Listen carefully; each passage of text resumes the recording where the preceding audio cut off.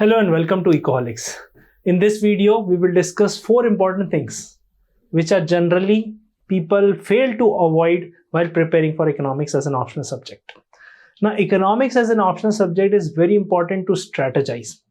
And on the same hand, if I say that you are strategizing the preparation, but you are failed to avoid certain things which should not be done on a regular basis. For example, while you are preparing for your GS subjects, you take care of the newspaper, you take care of the content, you do answer writing, you take care of the books. On the same lines, when you prepare for an optional subject, there's one difference comes in. That difference is the perspective. While reading GS, it's general studies. But while reading optional, it requires certain kind of expertise to be reflected in while writing answers and while talking about that subject in the interview stage. So here in this video, we'll discuss about the 4 mistakes that you can avoid at any circumstances in order to do good in this optional subject. Every Sunday, I conduct a 3 hours workshop, which is for economics optional, where I discuss syllabus, PYQs, newspaper, notes, answer writing, book sources, etc., which is absolutely free. You can register. The link is given in the description and the first comment. So that's the thing for the workshop. Now what we'll do is, we'll understand these 4 mistakes to avoid. Number 1 is memorizing theories without understanding their application. Now, the syllabus of this is divided into 2 papers, as you must be aware. In my other video, I've explained that as well. Now, here the word theories. Now, theories are generally heavy in paper 1 than in comparison to paper 2. But application is on both these papers. So for example, theory is also there. Post-independence till reforms, majority of things are static. So if I say that 75% of the syllabus of economics optional is static. Now here the remaining 25% is of paper 2. So here I can say post 1991 till date, you need to apply those concepts, those theories which you have studied. But here in paper 1, majority of things are constant. They are same. What application they ask in this is, for example, if Heckscher-Ohlin model of international economics, you remove the assumptions of 2 into 2 into 2 model. What exactly will happen? This is application of the static model.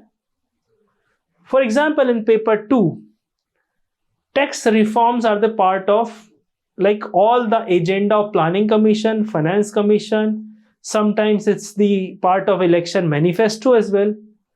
Now in tax reforms, we have indirect tax reforms and direct tax reforms. In indirect tax reforms, we have already introduced GST. And in direct tax reforms, government is in the process.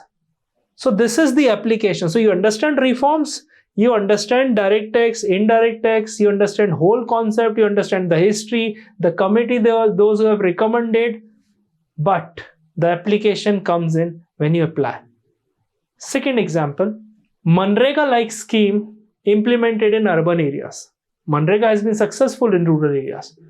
But Manrega-like scheme in urban areas, what is the problem? So that is, Manrega is a theory and application of Manrega in urban areas is the application of that theory.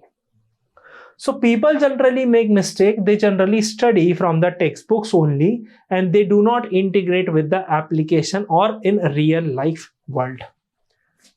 So I hope you understand this point. If you have any question, write it in the comment section. Second mistake to avoid is neglecting Indian economy. Now, if I divide 500 marks of economics optional, one I would say Indian economy got 250 marks. And here other 5 subjects got 250 marks, approximately 50 each. So here the weightage you need to understand. Generally people think Indian economy looks easy. We are studying in GS as well. We are studying in newspaper as well. It's easy, I'll be able to write it. But what I'm saying here is, if you neglect Indian economy and focus too much on theory means here micro, macro, development economics, international money, banking, finance, etc. The cost benefit analysis. So here the effort is more and here the output is more. So what I say, you have to see the ratio, effort to output.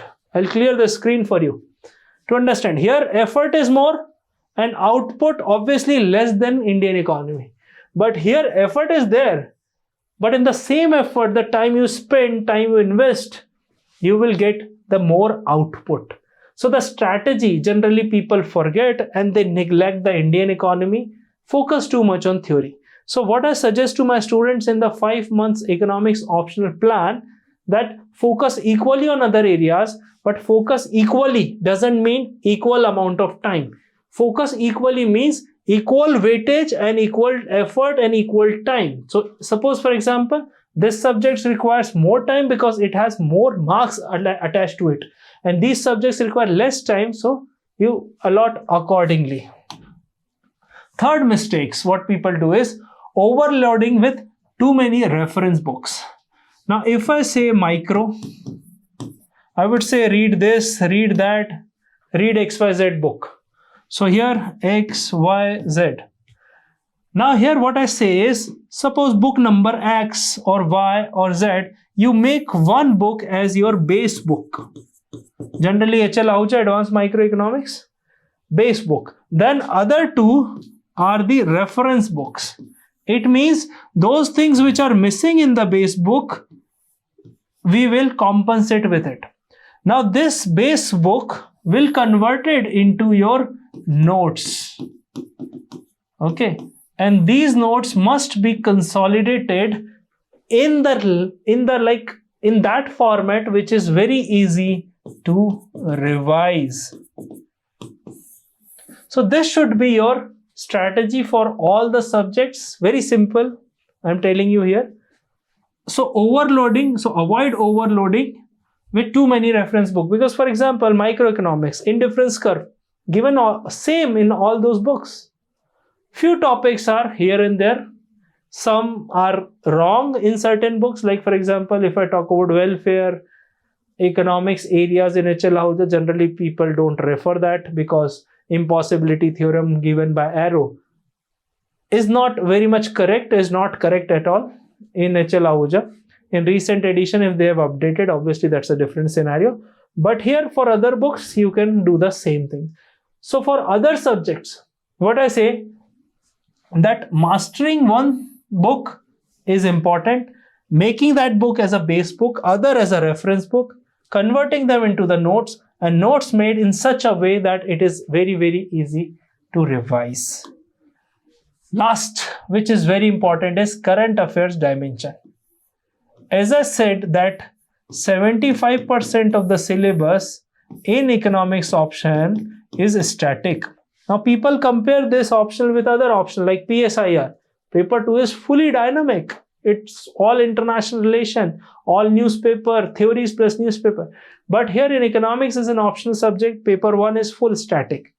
Paper 2 till 1991, it is static. You cannot change what India has implemented before 1991.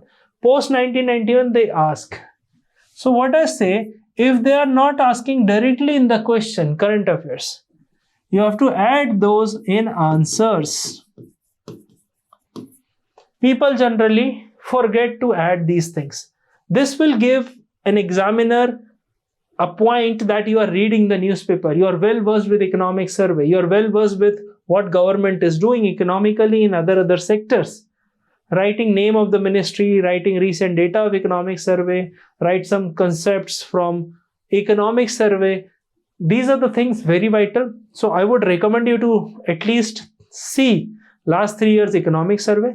Latest one should be read thoroughly, but before that, last 2 years from the latest one, you should read and see those answers. Like if you see last 8 years of economic survey, there are several concepts like judicial delay, bad banks, universal basic income, and something big concept that has been mentioned in economic survey, anytime question can be asked on that. So here you see that even if they are not asking in questions, you have to add current affairs angles in your answer writing.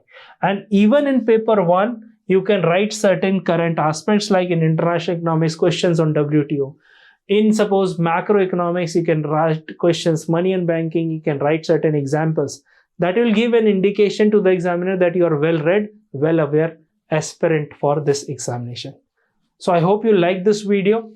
Don't forget to register for the free workshop of 3 hours on economics optional, and subscribe Ecoholics to get more videos on economics optional. Thank you so much. Have a nice day.